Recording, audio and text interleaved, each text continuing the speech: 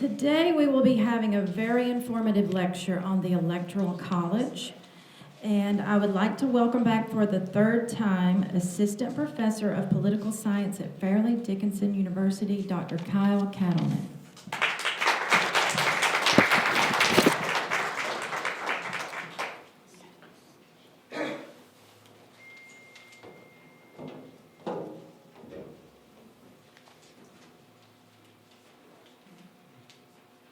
There it is. All right.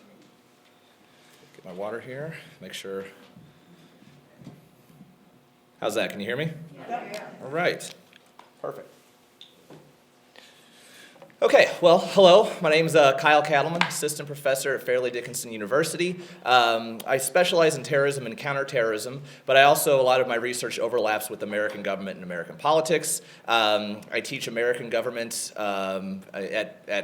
even before I came to Fairleigh Dickinson, I taught American government. I'm currently teaching a class on the American presidency, and I'm also teaching a class on the U.S. Congress. So well-versed in these areas.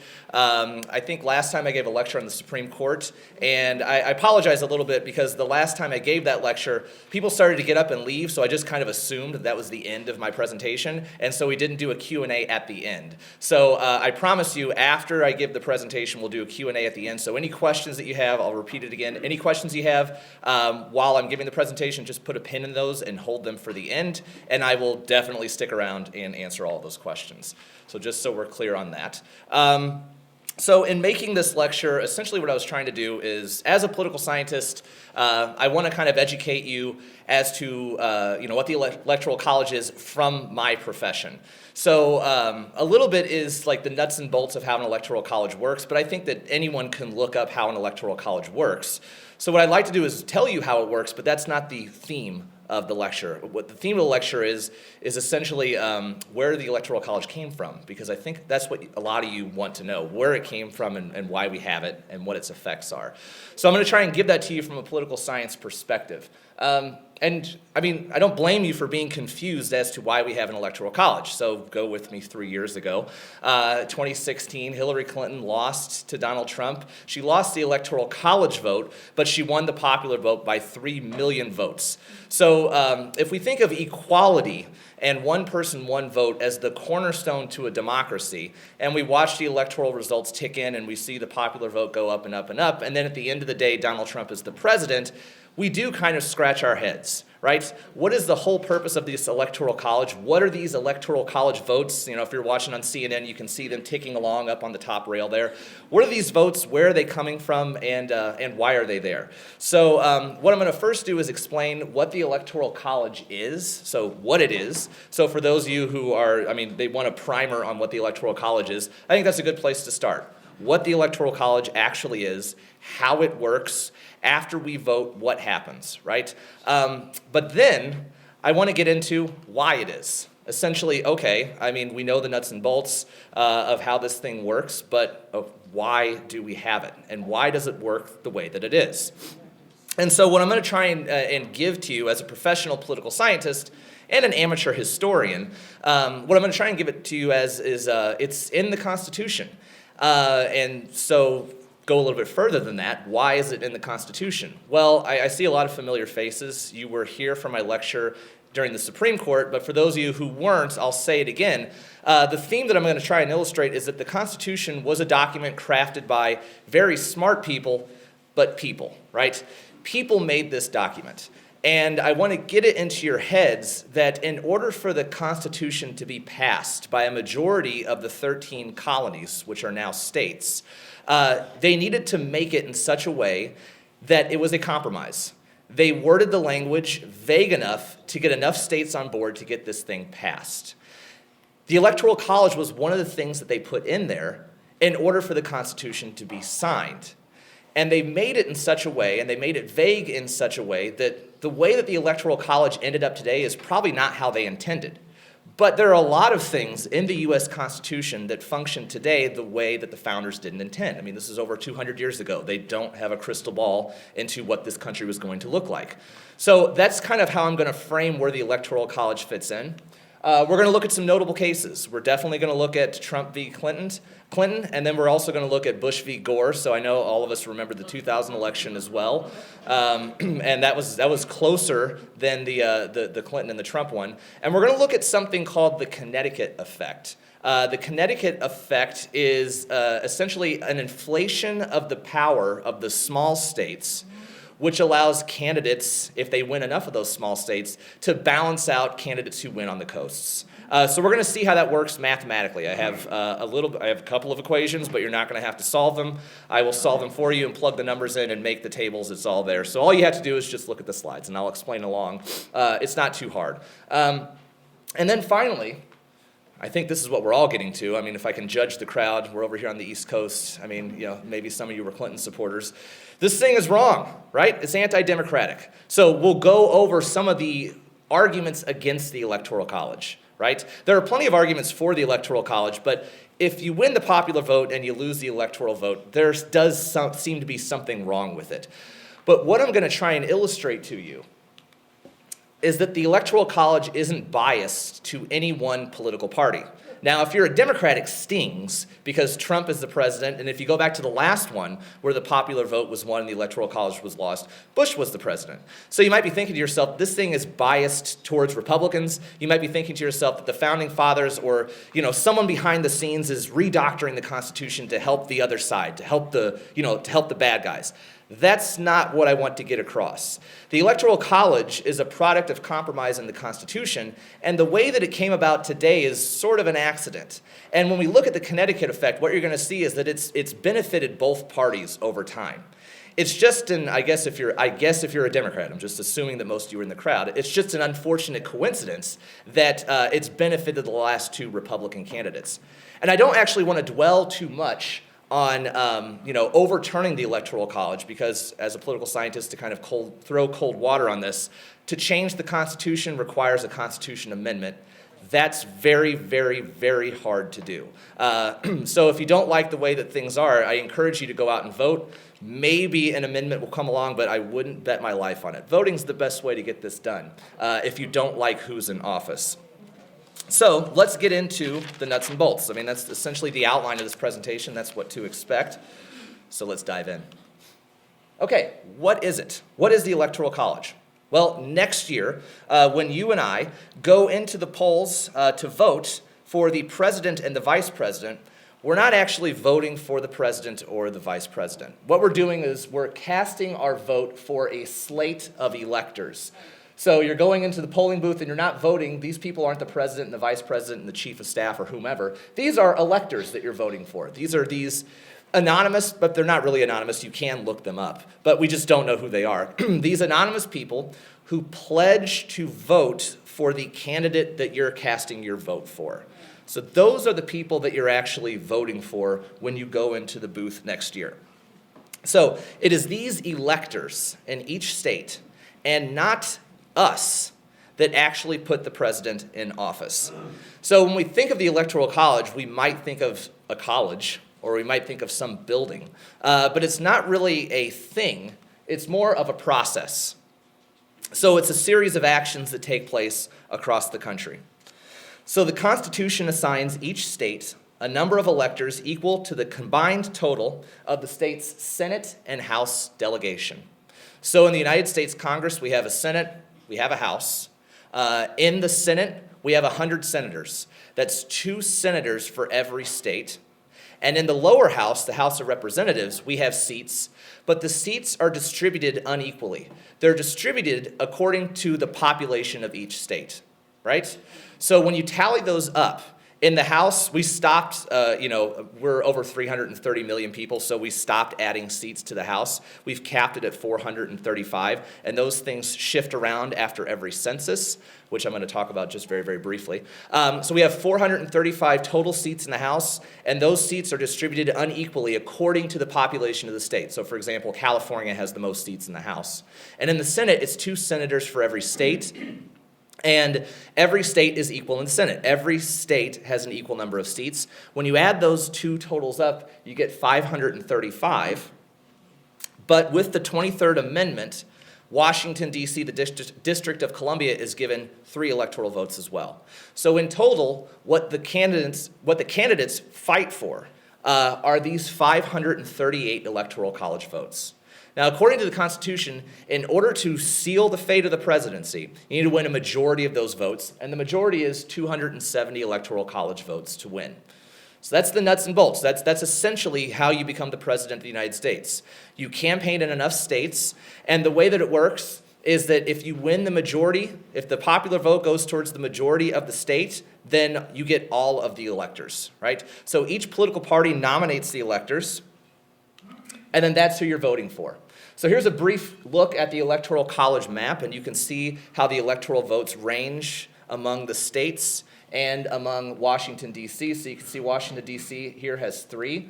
That's the lowest number of Electoral College votes. So you can look and you can see Alaska, Wyoming, Montana, North Dakota, South Dakota, Vermont, Delaware. They all have 3 Electoral College votes. Now what that means is that in the House of Representatives, each one of those states has 1 seat, and in the Senate, they have 2 seats. So you add those together and they have 3. New Jersey, we have 14, which means that we have 12 seats in the House of Representatives, and then we have 2 senators on top. So that's how many electoral votes that New Jersey has. And then you have some bigger states. Here's the famous Florida with Bush v. Gore. Those are 29 electoral votes. That's a lot. 20 in Illinois, 20 in Pennsylvania. That's the state that Trump won. That was a big win for him because look at all of those electoral college votes. New York's got 29, and then over here, the largest state, California, is 55, right? So these are the electoral college votes that they fight over. So to go a little bit more into the nuts and bolts of how this works, each presidential election, a group of candidates for the elector position are nominated by the political parties in each state. So beginning next year, the presidential election year, every delegation, all 50 states, they're going to have a party convention, and at these party conventions, they're going to nominate the electors. So it usually occurs at the state party conventions or the state nominating committee. So the electors are chosen by the states. So the New Jersey parties, the Republican and Democratic parties are going to get together next year, and they're going to nominate their electors. And those are the people that we're going to cast our vote for, essentially. Now, these electors cannot be, according to the Constitution, they cannot be members of Congress. But beyond that, the state can determine who they are. So it's up to each state to determine who the electors are. A lot of times they're very loyal party. They're the heads of the parties. They're very loyal Republicans or very loyal Democrats. They can be governors. But it's up to the states to determine who they are. But they're chosen very, very carefully. And the reason why they're chosen very carefully is because they are pledging to vote for the candidate that the people vote for. So they're pledged to do something. So if I'm nominating someone to go vote for Hillary Clinton, I want to make sure that that person's going to go vote for Hillary Clinton. So you nominate strong, loyal Democrats or strong, loyal Republicans. They're going to carry out the will of the people. This is known as a winner-take-all or a general ticket system. So this is the way that we influence how the president's going to be chosen. We cast our popular vote in the state of New Jersey, and whichever political party wins the majority of our popular vote, those are the electors that are chosen. So we went blue in 2016. So the majority of the people in the state of New Jersey voted for Hillary Clinton, which was the Democratic Party, which means the electors that were nominated by the Democrats, those 14 electors, not the 14 electors nominated by the Republicans, those 14 electors are the ones who get to go and cast their vote.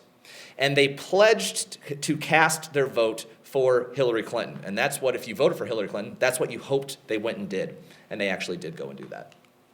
So we vote on the Tuesday after the first Monday in November, but that's not the end of it. I mean, on election night, Hillary Clinton conceded to Donald Trump, which set in motion the process that he was going to be officially confirmed as the president. And we all expected that was going to happen, and it did. But in reality, he wasn't president yet. The electors gather on the Monday after the second Wednesday in December, and those electors cast their ballots for the president and vice president.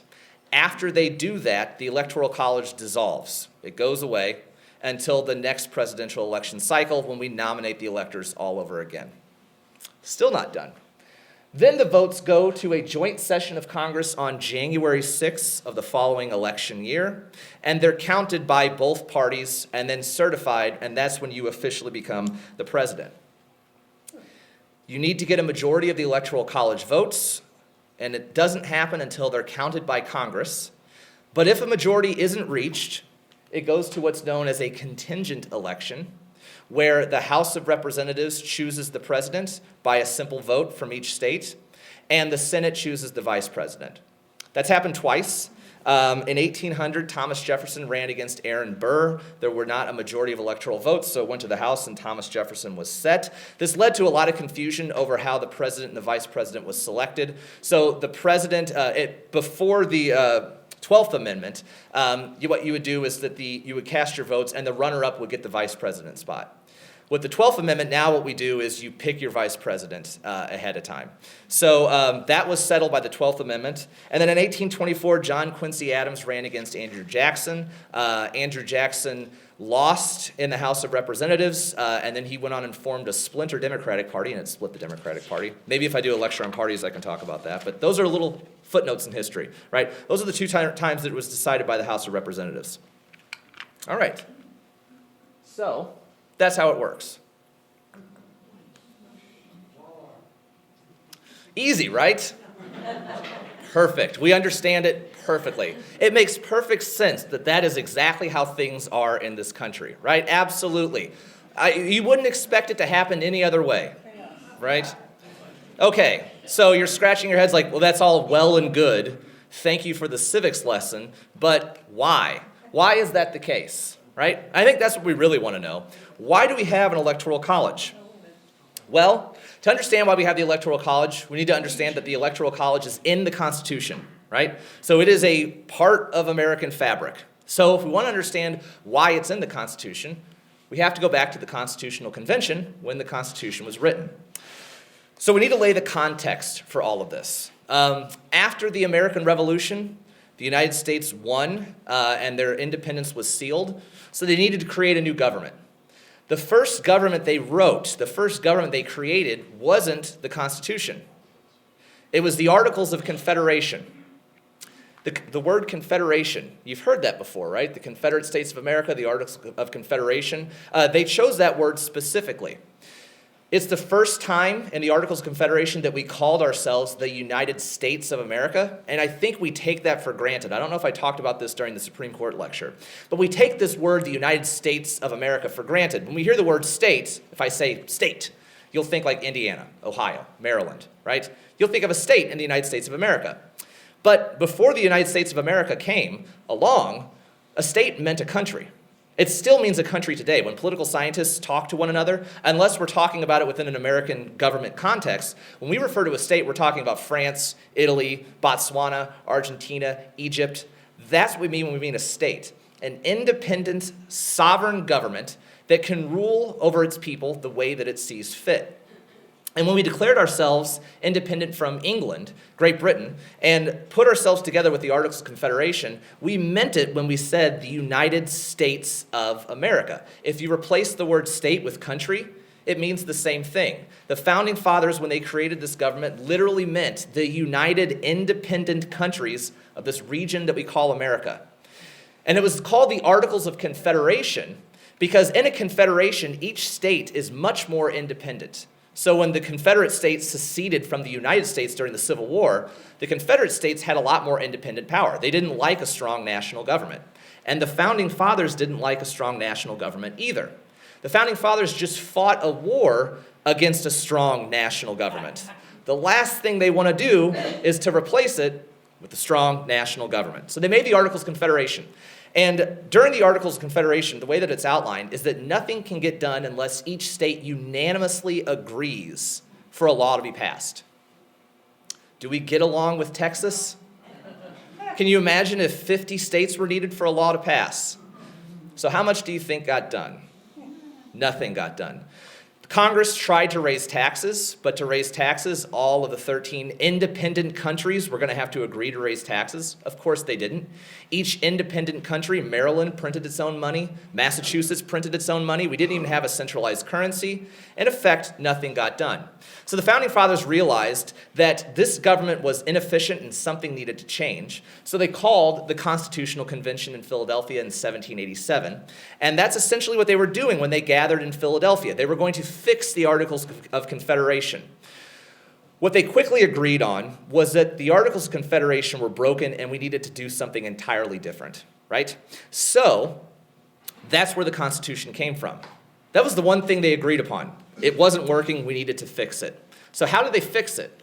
Well, James Madison and Edmund Randolph, James Madison, went on to be President Madison, was the first one to essentially get to Philadelphia with a plan, and he slapped it down, right? The first one to slap a plan down is the first plan that we're going to talk about. That kind of sets the agenda for this new government that we're going to be created. His plan was called the Virginia Plan because James Madison came from Virginia. During this time, Virginia was the biggest state in the Union, and James Madison had big ideas to match it.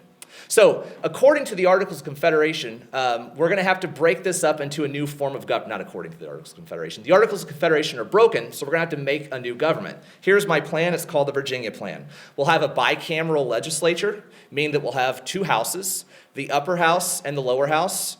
The lower house will be chosen by the people. The upper house will be chosen by the lower house. We'll have a national executive, a national judiciary. Both of these are going to be selected by the legislature, but for all intents and purposes, this is the kicker, and this is why I have it in bold. Seats in Congress are going to be determined by the population of the state. This is great if you're Virginia, because you have the most people. Which, lo and behold, I guess it works out. We'll have the most seats in this new Congress. And if you want to pass laws, you need a majority. We'll have a majority of Virginia delegates. So Virginia will dictate national policy. Great for Virginia. Virginians patted themselves on the back. They did a very good job. But remember, in the Articles of Confederation, each state was independent.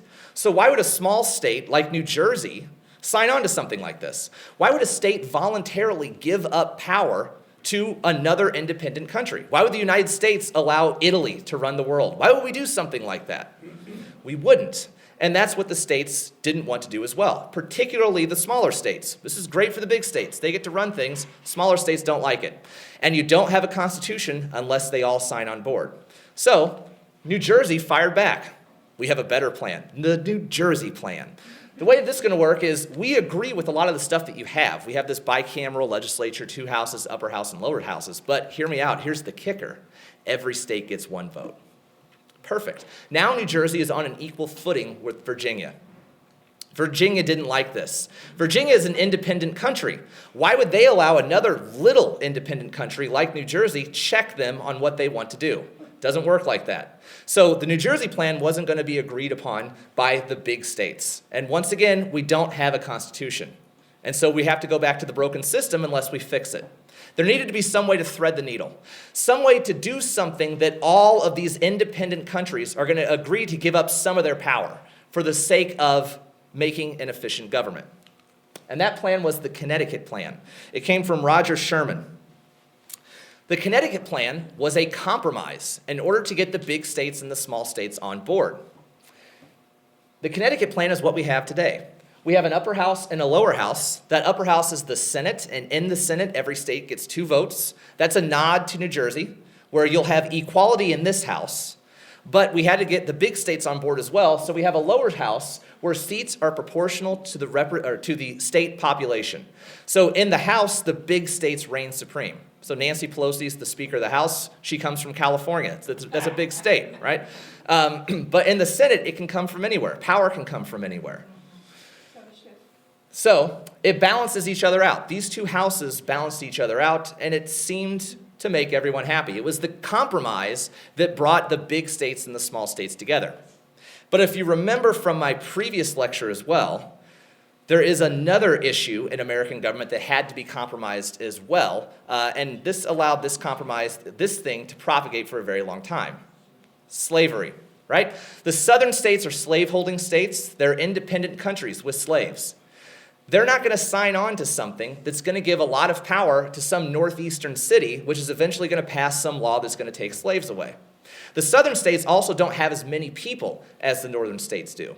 So they're very, very wary of signing on because they're going to have fewer representatives because their population of white citizens is much smaller than the population of white citizens in the north. So they're not going to sign on to this unless you do something about this, unless you protect their heritage and their peculiar institution, which is a soft word for slavery. That compromise was the 3/5 clause.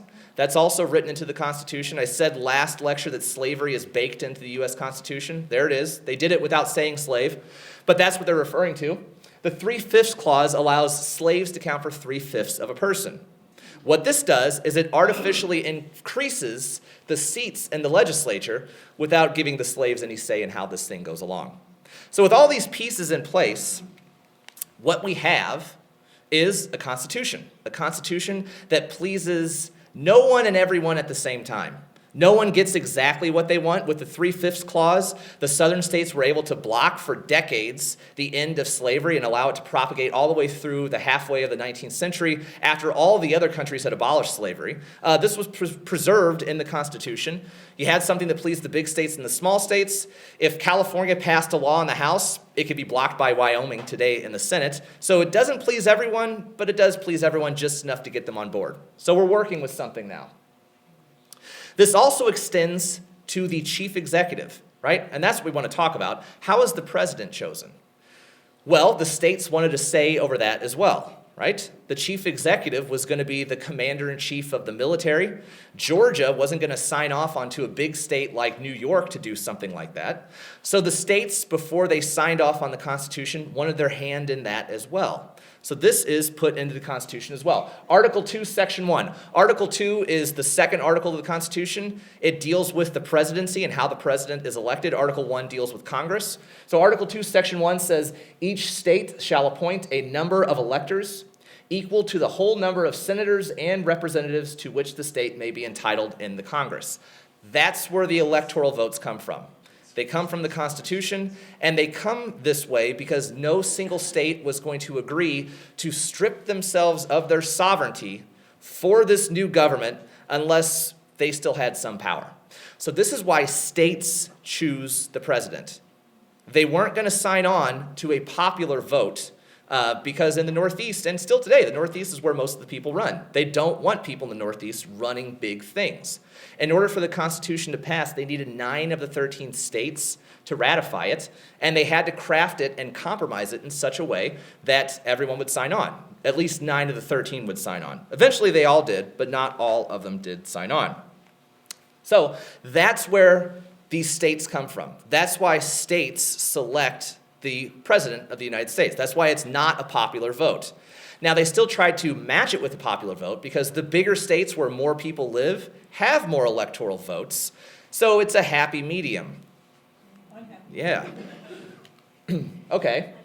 That's only part of the story, right? I said that if a majority of people in the state of New Jersey vote for a candidate, then all of the electoral votes go to that candidate, which means if you voted for Donald Trump in this state, your electoral votes went towards Hillary Clinton. If you voted for Hillary Clinton in Oklahoma, all of your votes went towards Donald Trump. That seems very undemocratic, right? I understand the state-by-state basis, but why did all of the electors agree to hand over all their votes? Why don't they split them up, essentially? Why don't they do something like that? Well, Article 2, Section 1 says that electors are chosen by the states in such manner as the legislature thereof may direct. Doesn't that make perfect sense? It's all outlined. It's all there in the Constitution, folks. Just go read your Constitution. Anytime someone says something like that to you, you can just be like, yeah, I read it, and thanks. Makes perfect sense. This is vague. This is a vague thing. Essentially, it left a lot of power to the states. They did that on purpose. Again, if you want to get everyone to sign on board, the more specific you make something, the more you run the chance of upsetting one state or the other. So if you leave it vague, then states can sort of interpret it any way they want. This is how they retain their sovereignty. Remember, these are independent countries agreeing to sign over some of their power. So what's in it for them? The Constitution puts this stuff in place to keep them happy, to keep them in the Union. So each state chooses their electors however they see fit. And in the beginning, that's exactly what they did. So each state would assume how they were going to put their electoral votes forth, and they kind of did it in a hodgepodge way. No one single method dominated from state to state. What you can really break it down is how the political parties in each state fared. So states frequently switched their methods according to the changing fortunes of the political parties. So for example, Massachusetts had a popular vote of selecting electors. The Jeffersonian Republicans in the state of Massachusetts were starting to gain power at the grassroots level. The Federalists ran the state legislature, so the Federalists said, you know what, we're going to switch it from you guys choosing to us in the legislature choosing. And we run the legislature, so that's just kind of how things go. So they did that to preserve the Federalists. New Hampshire did the exact same thing. Virginia changed its rules for party advantage as well. It moved from a district-by-district basis to a statewide at-large process to, once again, prevent Federalists from gaining power. And all in all, that's the theme. Across all these 13 independent states that are now states in the United States of America, they each had their own method of selecting them. There are problems with this. However, it kind of goes back to the Articles of Confederation. When each state is allowed to do whatever it wants without real purpose, what happens is that they don't really have much control over who gets to be the president of the United States. If there's no coordination among the states on how they're going to vote for the president, then they all just kind of cancel each other out.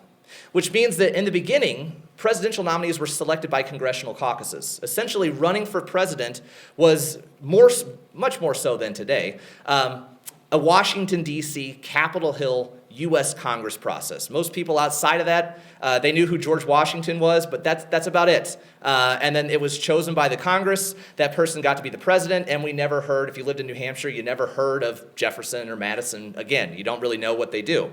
Which means that we don't really have a citizenship to the United States of America. If we don't know who the president is, if we don't care who the president is, we don't really have an attachment to national government. And if you don't have an attachment to the national government and the president's selected by the Congress, the president doesn't really get a lot done. Congress kind of runs the show, but it only runs it for itself, and you have inefficient government. So when we don't pay attention to politics, when we don't pay attention to national government, things don't go our way. Now, you might think that things don't go our way now, but things really don't go your way. So how do you fix this? What is needed to fix this? You might not like the answer.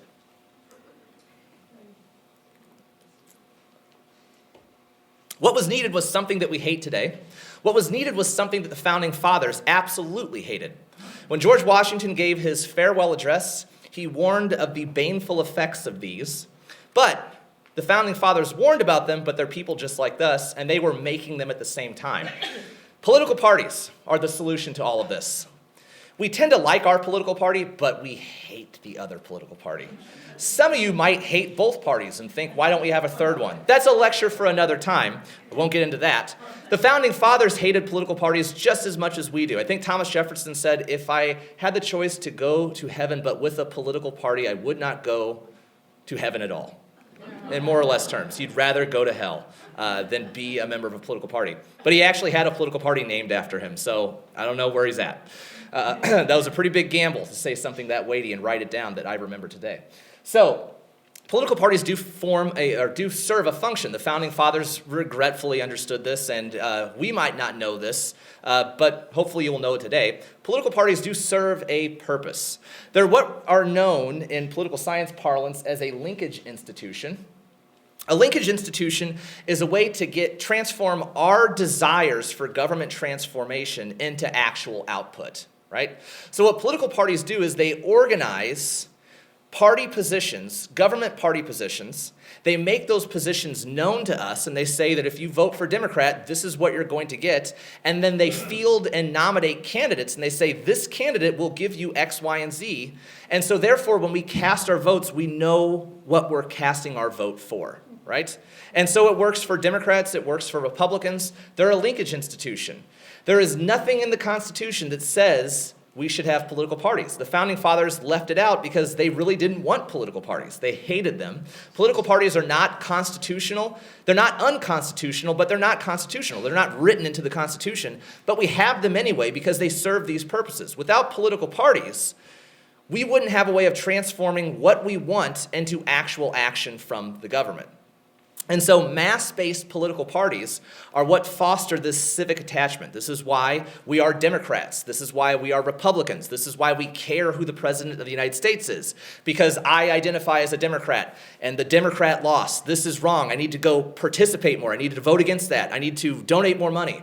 I am a Republican. My guy is a Republican. He's in office. That's perfect. I love my Republican president. I'll keep voting for him again, right? So that's what political parties do. They engender a civic attachment. They make it known to us that if we vote for this person is the same party that we are, and so we're going to get the same results as what this president is promising to give us. And it also serves a purpose for the Electoral College. When one political party says that all of our electors, if you vote for this party, all of our electors, we're not going to make them vote for whoever, we're not going to let them vote for whoever they want. We're going to make them all vote for this person. Then when you cast your vote, you know that all 14 New Jersey Electoral College votes are going to go to Hillary Clinton, if you're a Democrat, right? If the Republicans don't rebut with something, if they say, well, if you vote for our party, electors, we're just going to let them do whatever they want, you're going to vote for the party that's actually going to do something. So there's an advantage to saying that if the popular vote goes this way, we're going to make all of our electors vote for this candidate, right? If the Democrats did this and the Republicans didn't, the Democrats would win every single time because we're like, look, this party has its act together. You know, they're all going to vote for this candidate. We're going to give all 14 votes to this candidate, which is going to give this person a huge majority bump. And this candidate with this party platform's promising to do these things. Looks like we got a good operation here. On the other side, they have no political party. The electors can do whatever they want. It's like throwing your vote into the wind.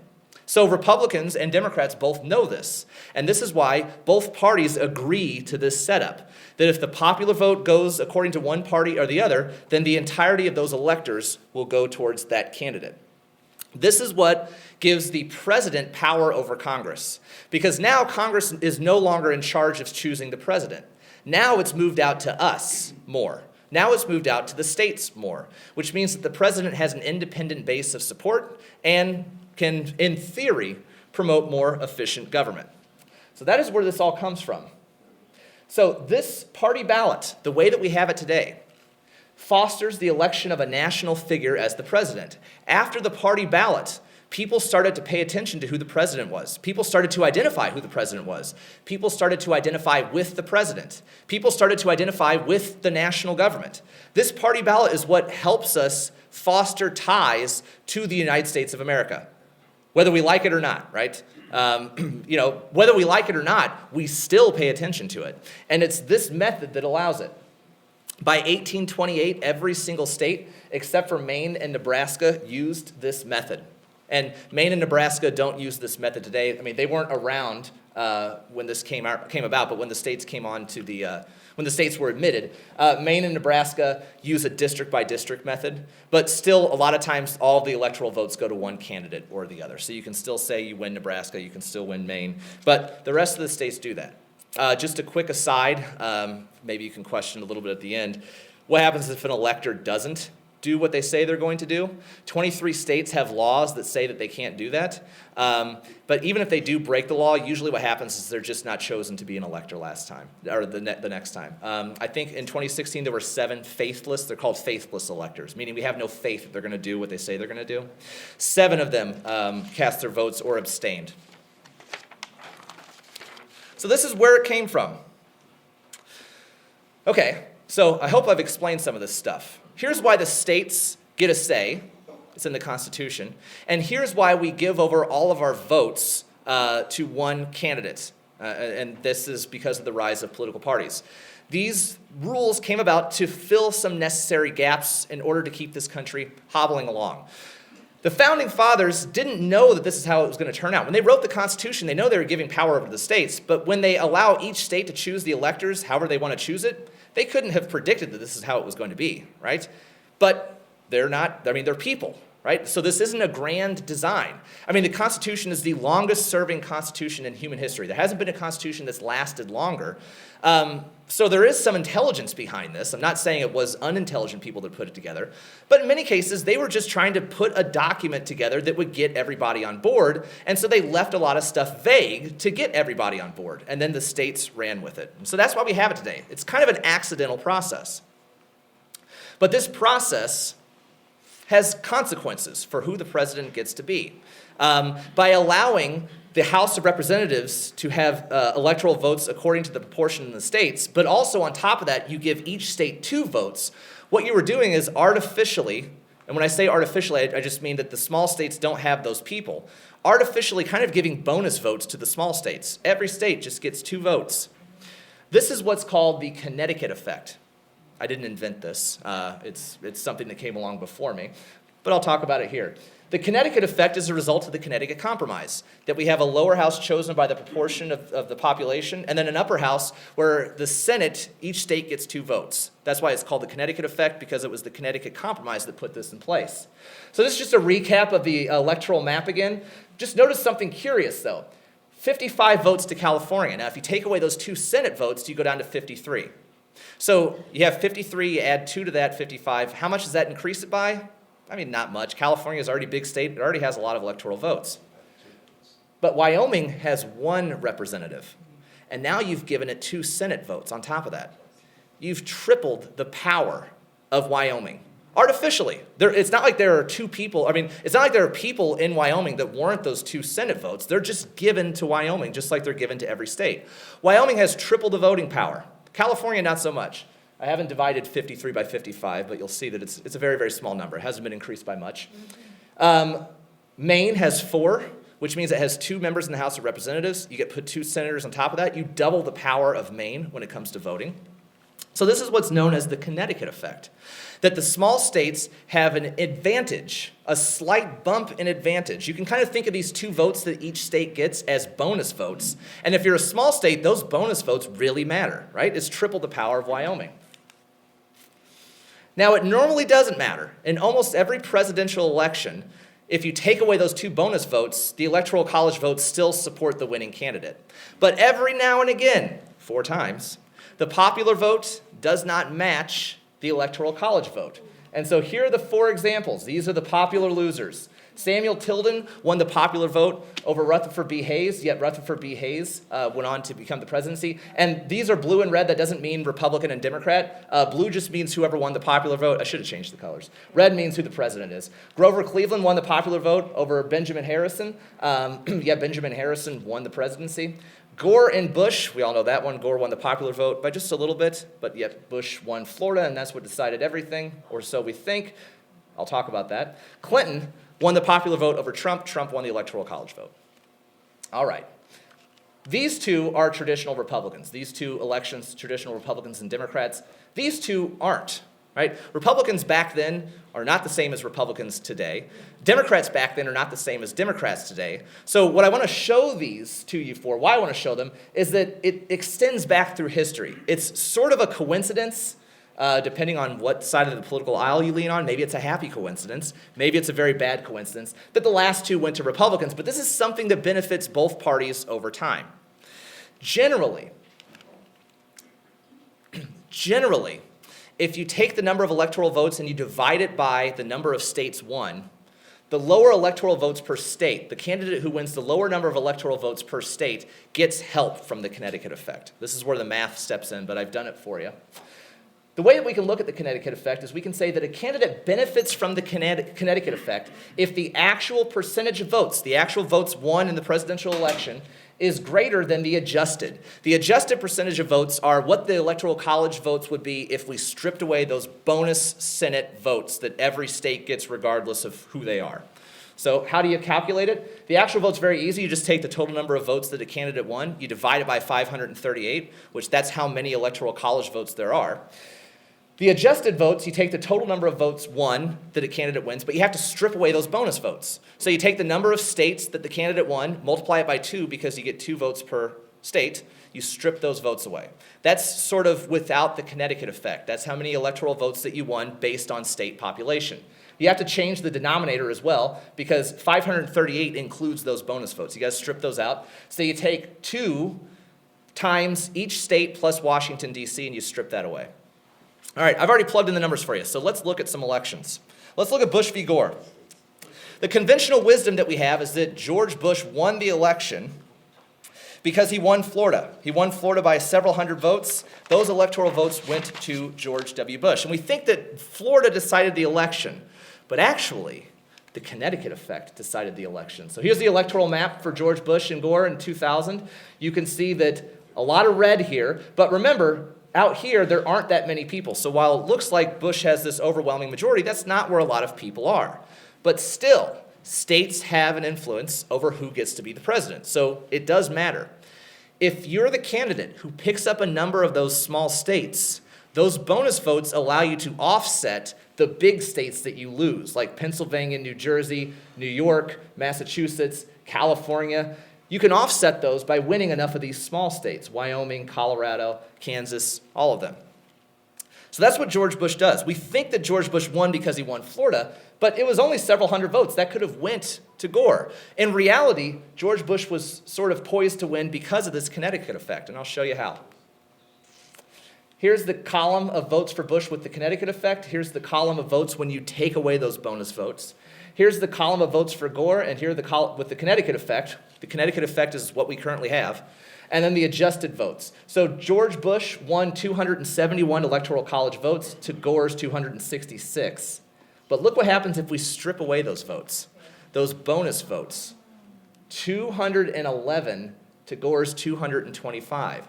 So this compromise of giving the small states independence or equality with the larger states are what allow this bump to decide elections every now and again. Now, I said, it doesn't decide every election. A lot of times, if you strip those bonus votes away, you still wind up losing, as we'll see on the next slide. But notice the percentage won. With the Connecticut effect, Bush won about 50% of the electoral votes. He won 270 plus one more, so just a little bit more than 50. But when you take away those bonus votes, he only won 48%. That means that he benefited from the Connecticut effect. If you look at the average votes per state, he won 30 states.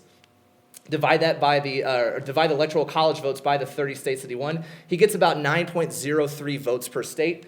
Gore got more big states, so he won 12.67. But because George Bush won 30 states, if you multiply those states by the 2 votes each state gets, he got 60 bonus votes just because of equality in the Senate. If you look at what Gore won 20 states plus D.C., he won 42. Now, this was a margin of just a handful of electoral votes. If we strip those votes away, Gore would have won. I mean, what an alternate universe, right? But that's just the universe that we live in, and that's the Constitution, and this is constitutional. And we can see that Gore didn't benefit from a Connecticut effect. Actually, he would have benefited better if a Connecticut effect wouldn't be in place. He would have won 52% of the Electoral College vote. Now, when you strip the Connecticut effect away from most elections throughout history, the person who won the most still winds up winning the most.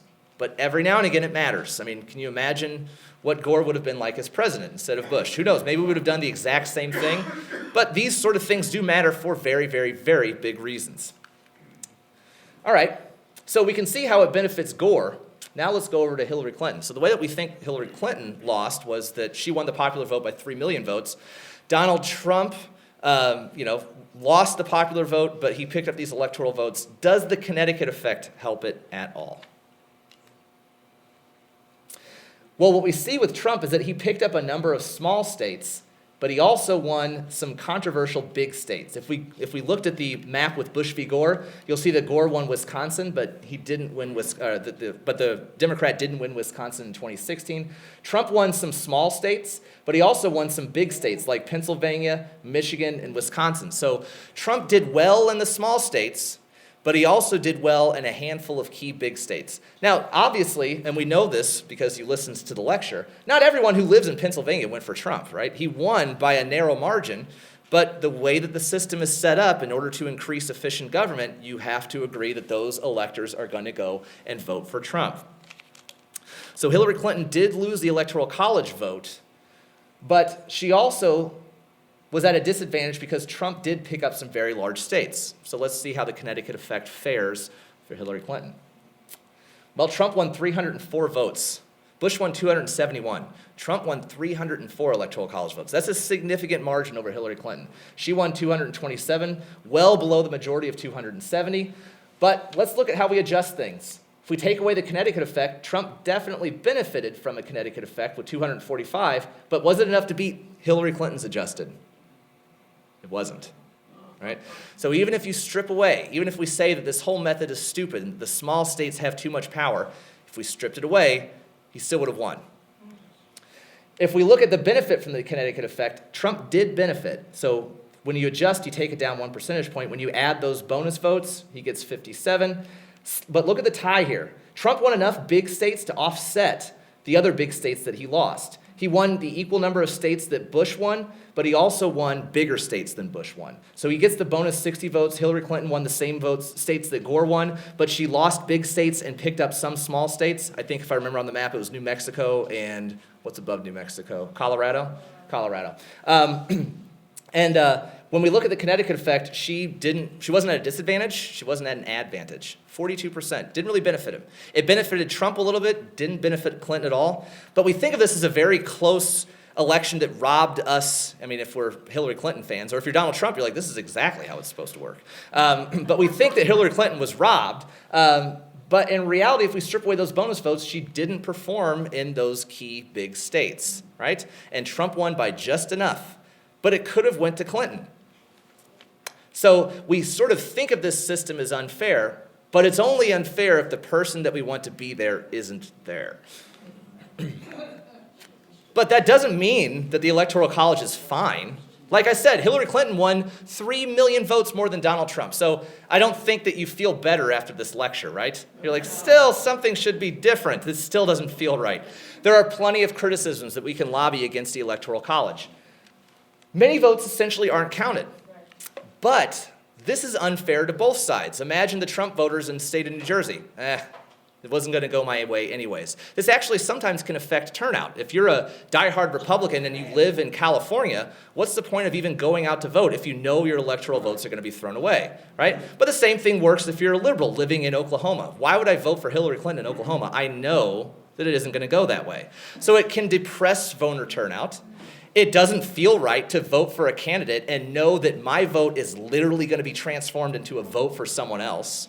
When we look at the 3/5 compromise, we know that in the South, the 3/5 compromise doesn't allow African Americans to vote, but not only do they get more seats, but those seats are turned against them. So if you're an African American, the South was artificially increased in the favor of the South because you were there, but it was increased totally to keep you at a disadvantage. So in the Deep South, for example, I mean, African Americans didn't truly get the right to vote until the Voting Rights Act was signed in 1965, even though we had the 15th Amendment that was passed after the Civil War. It took another 100 years for them to get the right to vote. During this entire time, electoral votes were being taken away from them and given to people who keep them in their disadvantage, to keep them as second-class citizens. That's inherently undemocratic. This also tips the balance towards small, less populated states. Why should Wyoming influence anything that this country does, right? It's in the middle of nowhere. There are mountains and wolves and 5 people. Doesn't seem right. Doesn't seem right. I haven't been there. I'm sure if I go there, I'll change my mind a little bit. I'm from the Midwest, so I'm kind of trashing my own region as well. So this East Coastness is rubbing off on me. But it tips the balance towards these small, less populated states. So it is inherently undemocratic. What should we do about it? I mean, I could dedicate my lecture to getting you all fired up about how this thing is wrong and how the system is unfair, but really I'm just going to get you upset, and that's all that I'm going to do, because to change the Electoral College vote, you need a constitutional amendment to change it. It's written into the Constitution. If you want to take something out, or if you want to change something in the Constitution, you have to amend it. What does that take? 3/4 of the votes of those little states. Now, why would a little state like Wyoming, after I just dissed it, why would it agree to do something that maybe I wanted to do? And the answer is it's not going to do something like that. Why would a small state give up its power, right? It could decide an election. You still have to sort of matter in Wyoming. Hillary Clinton had to matter in Wyoming.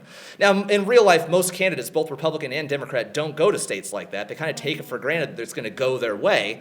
But if they didn't matter, if it was really a popular vote, then they truly wouldn't matter. You would have no desire to go to. You go to Los Angeles, you go to New York City, you go to Boston, you go to Dallas, you go to Houston, Miami, some of the big cities, Chicago, I'm leaving Chicago out, and then the rest of the country can fend for itself. They're not going to do something like that. Additionally, it gets even worse if you want to change it. It gets even worse. If you don't want to change it, this is great. The past 2 elections went to Republicans, right? The past 2 elections that anyone on this planet alive remembers are that they went to Republicans. So if you're a Republican, why would you want to change a system that benefits you? There are enough Republicans in this country that can squash a constitutional amendment. It's not going anywhere. And we can reflect this in partisanship. Now, the Electoral College benefits both parties over time, but that's not how we think it works, and that's what matters. It's become increasingly partisan. So the support for popular vote runs along the y-axis, time runs along the x-axis. As we can see, overall, our thoughts on the Electoral College have actually kind of grazed a little bit towards keeping it around. But Democrats and Republicans have been split, but then they've come together, but now Trump's the president. Republicans do not want to see the Electoral College go away, and Democrats totally want to see the Electoral College go away. Will it go away? No, it won't go away. So I don't want to get you upset because it doesn't really do much for you. I think the last lecture someone said they were disappointed in the outcome. You might be disappointed again. This is just kind of the way that it is. So I don't want to dwell too much on what's wrong with it because it can't be changed, right? The way that we can change things, the way that we can change who's in the Oval Office is maybe mobilizing, I'm guessing if I'm a Democratic crowd I'm speaking to, spending more time to mobilize in these small states, because this is where it's going to matter. Maybe getting away from this East Coast mentality of how Democrats work, maybe, and putting it more towards the small states. I'm just not speaking off of research now, I'm just speaking off the top of my head. I'm drawing conclusions from the data that I've gathered here, but that's the best way, and an amendment is not the best way. So why not change it? A supermajority makes it nearly impossible. So I'm sorry if this is not the way that things work out. And I'll wrap it up by saying, again, the vagueness of the Constitution, the existence of the Connecticut Compromise, and the rise of political parties have all worked to produce a system that's inherently undemocratic. It's not what the Founding Fathers wanted, but that doesn't mean that it's unconstitutional. Just because the Founding Fathers didn't want something doesn't mean that it's necessarily bad. They were over 200 years ago. There are a lot of things they wanted that today are probably good. So just because the Founding Fathers didn't intend for this to happen doesn't necessarily mean that it should be struck down, that it's unconstitutional, that we should riot in the streets. It's just kind of an unfortunate / happy, whatever it is that you try to, whatever political aisle you're on, accident. This is the way that things are. And it's benefited both parties over the course of time, just not Democrats right now. It's nonpartisan in nature. It's not unconstitutional, but it still is inherently undemocratic. But I will cap it off by saying there is no such thing as a pure democracy that exists today. Every democratic state that we have has some unfairnesses built into it because that's what it takes to make a state that everyone agrees on. And it's very unlikely to change. So, I'm sorry.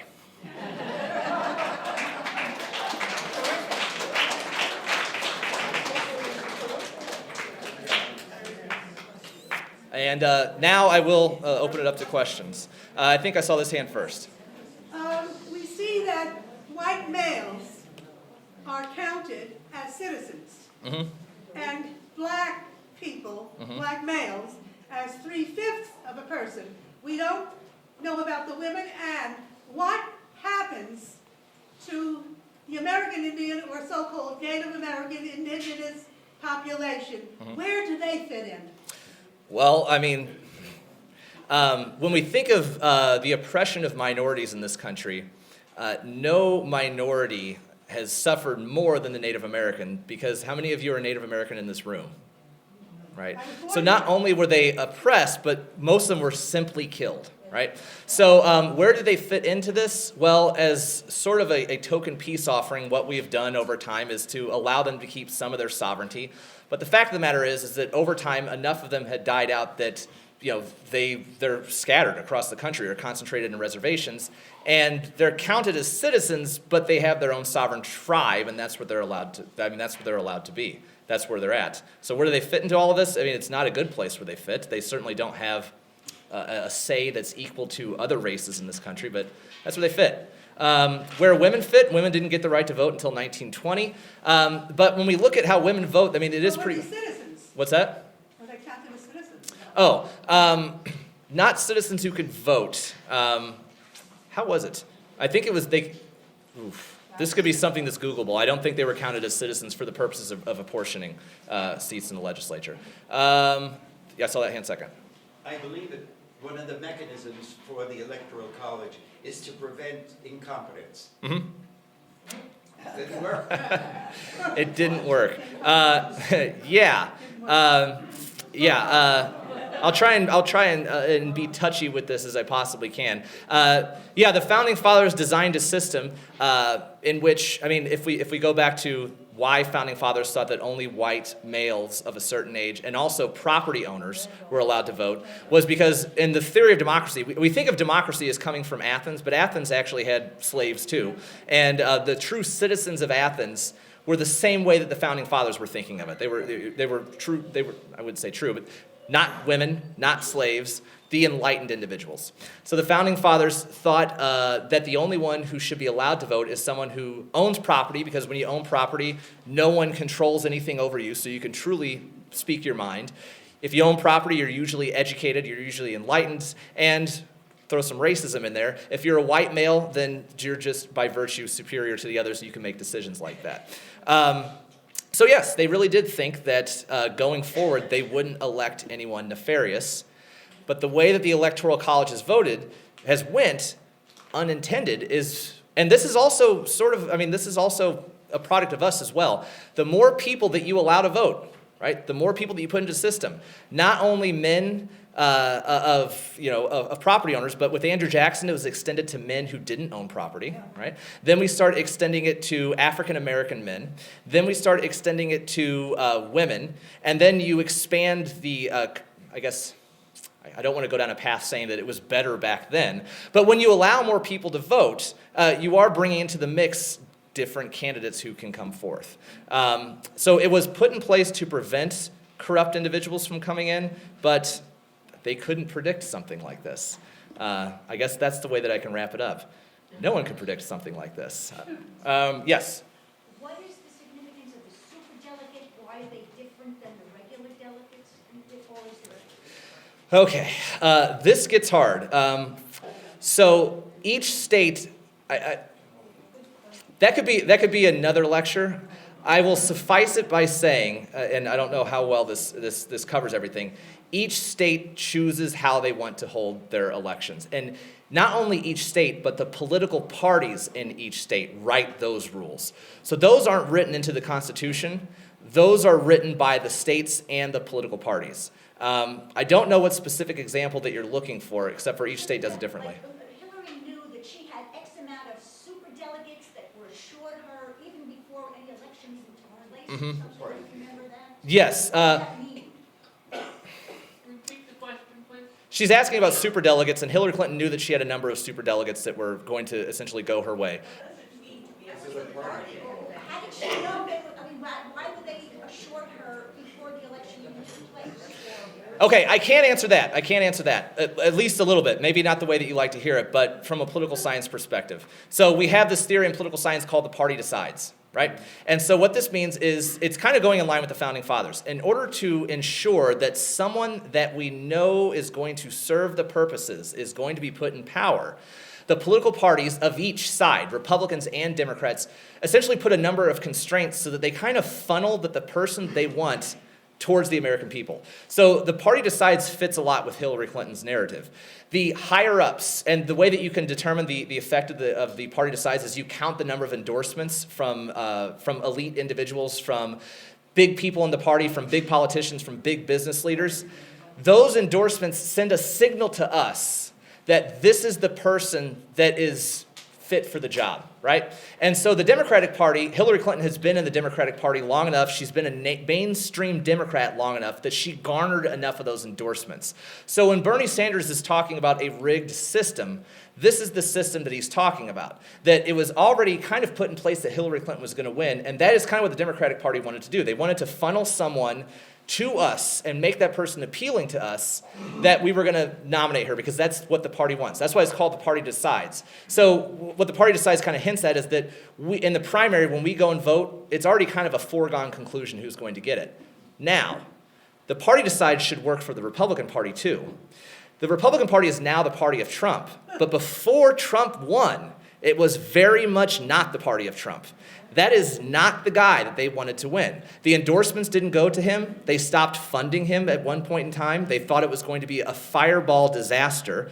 And he bucked the trend, and he bucked the trend with this groundswell political support. Essentially, people on the right said that we don't buy these party bigwigs, and we're going to vote for someone who's going to blow the system up. The Democrats so far have kept that under control. So when you're talking about how it's kind of a foregone conclusion, that's what it's talking about. The party wants a safe nominee who isn't going to blow the party up like Donald Trump has done. Now, I'm not saying that Bernie Sanders is going to do that. I'm not saying that any candidate is likely to do that. But there are candidates like Elizabeth Warren who's too far left for some of these centrists, and that's not someone that the party wants, the party establishment wants. It might be something that we want, but it could blow up the party. But maybe some of you want it blown up. I mean, there are people who say the Republican Party should have been blown up. This is exactly how we want it. And maybe some of you in the Democratic Party are, it should be Warren, it should be Sanders, it should blow up. I can't speak to your personal preferences, but that's kind of where it's from. Hand in the back. Yeah, this perspective is about 100 years after the Constitution, but I don't get why we give citizens in Puerto Rico, they're called citizens, correct? But they're not allowed to vote in the presidential, correct? Correct. So I don't get the logic of that, number one, and does Puerto Rico have any say in the electoral college? No, not really. Because to be a member of the voting public, you need to be a state. And Puerto Rico, to bring a state on board, Puerto Rico still has, there's a huge identity crisis when you take a country like Puerto Rico and you make it a part of the United States of America. If we go back to the 1950s, it was the same problem with Hawaii. Hawaii is a part of the United States. It's a state, but there is a Hawaiian culture, and part of that gets stripped away when you become the United States of America. So there are plenty of Puerto Ricans who want to be a member of the United States of America, but at the same time, it would give up some of its identity. So unless you're all in, you don't get it. If we remember just a little bit far back enough to admit Hawaii to the United States of America, a number of people in the South didn't want Hawaii to be a state because Hawaiians live there. And they were worried that the Hawaiian race were going to somehow pollute this pristine United States of America that we have. So in order to vote, you have to be a citizen of a state, but it's not that simple. It's not just become a state because there are conflicting interests here and there are also conflicting interests there. So it's not that simple and it's not a glitch. It's that way for a reason. Yes? I've seen information about a movement to abolish the electoral college, but have the majority, each state, where whoever won the popular vote, all of the popular vote would, be combined, and that's how we would have a national popular vote, and that's how we could get around having a constitutional amendment. Do you see any worth in that or ability to get it passed or anything? So far, I understand that a few states have. I don't, and here's why. I'll just go back to that slide. I have read about that before. It's kind of a way to get around the Constitution, but you still run into a number of problems because of the increased polarization. So Republicans love it exactly the way that it is. And this room, I'm guessing, is mostly liberal, but throughout the rest of the country, Republicans are majorities in certain parts of this country. So I can go back to that slide. I got it from 538, but it shows that the current system, half of the country likes this current system. So it's an idea that's been floated, and it is logical, just like getting rid of the Electoral College is logical. But in reality, will it work? And spitballing, I would just say no, not right now. Maybe if we went back to 2008, 2009, could have been an idea. But now that it's resoundingly benefited Donald Trump, Republicans are absolutely not going to tolerate it. Yes? When and why was the House frozen at 4:35? Oh, frozen. When and how? Or when and why? I don't have the year, but it was frozen because we have 330 million people in this country, and so I think it was one citizen for every one voter, one seat for every 10,000 citizens originally. But as you can see, New Jersey, for example, if we keep increasing it for every state that grows in population, we would have several thousand people in the United States Congress. So if we can't get anything done now, imagine if we have 2,000 people.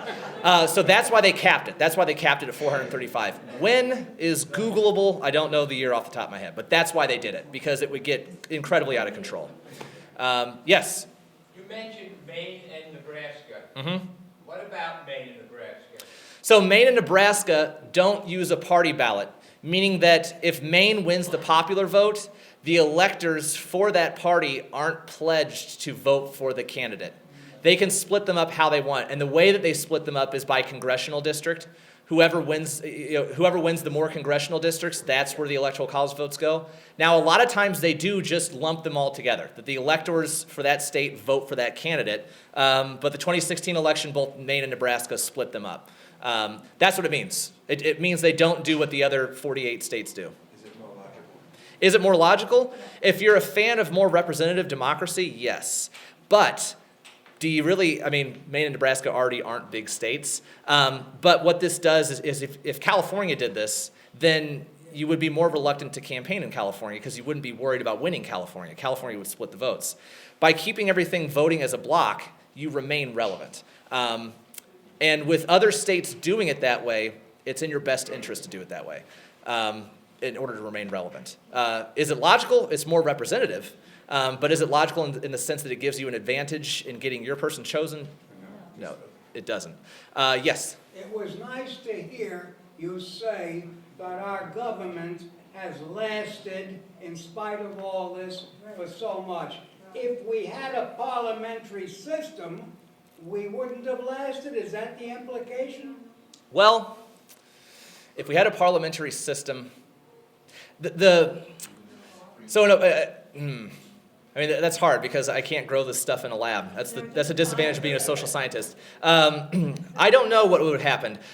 We wouldn't have been a parliamentary system because we declared our independence for one. That's kind of saying, like, if we would have had a king, would this have happened?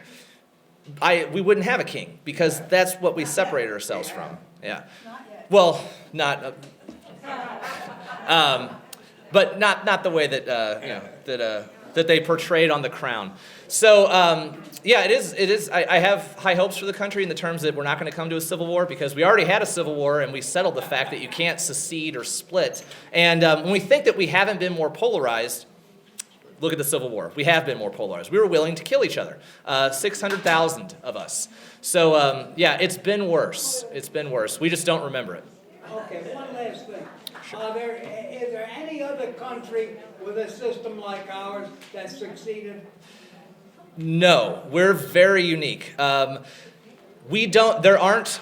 hasn't been a system that's survived as long with we have a federal system that has this.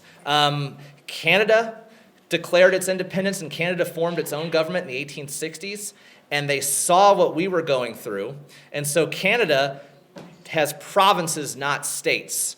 Because if they made states, then maybe Quebec would have split a long time ago. So by stripping the power and calling them provinces, not states, there's no implication that they're on an equal footing with the national Canadian government. So countries have learned from us, no country has mimicked us. The closest, I can't really even name something like that. We're brand new when it comes to things like that. That on your Yeah. Thank you. You're welcome.